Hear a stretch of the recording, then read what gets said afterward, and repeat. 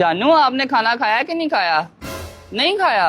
जल्दी से खा लो, देख लो, वरना मैं आपकी पिट्टी पिट्टी कर दूंगा। करूं पिट्टी पिट्टी आपकी? तू तो गया बेटे।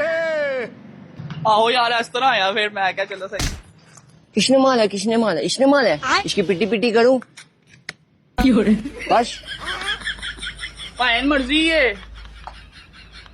क्या है की होया पता की होया था? रुको जरा सबर करो। यार अहमद किते खान चलिए भूख बड़ी लगती पई यार। चलने कोई मसला नहीं आया। नहीं बाबू, मैंने खाना नहीं खाना। आपने खाना नहीं खाना? नहीं खाना। क्यों नहीं खाना? खाना खा लो, नहीं तो मैंने आपकी पिट्टी पिट्टी कर देनी है। हेलो भाई यार, की मसला है यार? ਤੁਹਾਡੇ ਸਾਹਮਣੇ ਸੁਬਾ ਮੈਂ ਗੱਲ ਕਰ ਲਈ ਤੇ ਤੁਸੀਂ ਗੱਲ ਹੀ ਨਹੀਂ ਛੱਡਦੇ ਪਏ ਯਾਰ। यार मैं आई तो क्या पिट्टी पिट्टी कर देनी, वो खाना नहीं खा रहा।